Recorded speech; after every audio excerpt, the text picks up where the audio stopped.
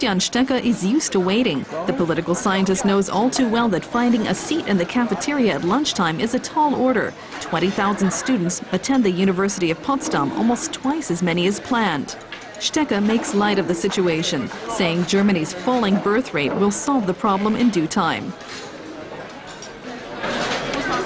In the long term, you have to take into account that it's the kids from the last baby boom who are at university now. In 5 years' time, you won't see an overcrowded cafeteria like this again. They'll have to prepare for fewer students. But for the moment, it's just the opposite. In humanities, hundreds of students struggle to get one of the few seats, and the library doesn't stock enough books to cover the demand. The inadequate conditions mean that students take longer to complete their degrees, or they just give up. Some 25% quit entirely. Those who remain are frustrated. It's just too full. During lectures, some 300 people are in here. I major in philosophy. It's jam-packed, and political science is jam-packed too. You have to organize a lot of things yourself and also plan things well. You need to figure out how to attend courses best, which ones to attend at all, so that the quality of your studies doesn't suffer. Maintaining quality standards. From Professor Klaus Goetz's point of view, that means working flat out. 320 new students are here for the introductory political science lecture. He had expected only half as many. But the number of professors remains unchanged. Across Germany, student numbers have been rising since the 1970s, but the German states have not increased funding for teaching staff. Professor Goetz says the situation is untenable.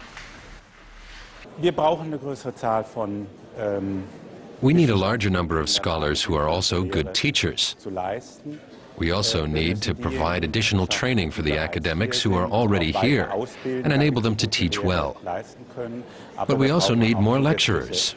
We can't train a constantly growing number of students with the same number of faculty staff. It doesn't do the students any good, and it makes things very unpleasant for the lecturers.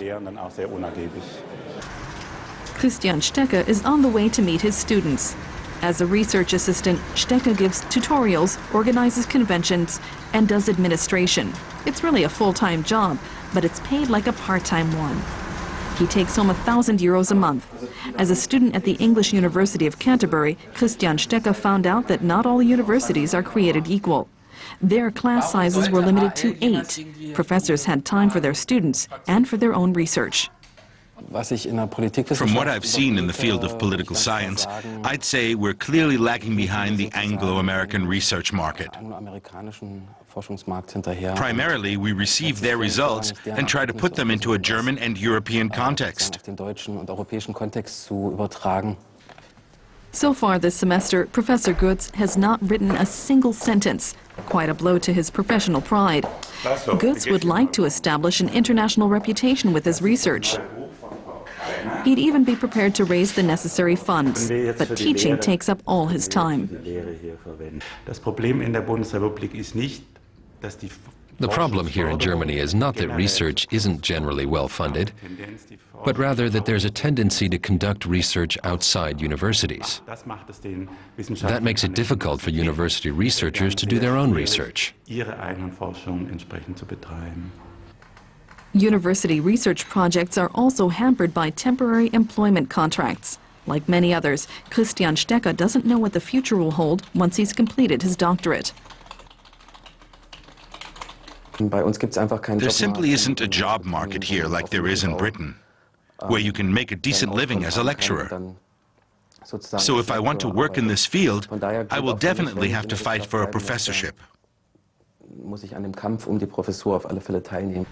Right now, Christian Stecker would be happy if he could just make some progress on his doctorate. He's beginning to doubt whether he'll complete it within the 5-year deadline. His work as a research assistant simply consumes too much of his time.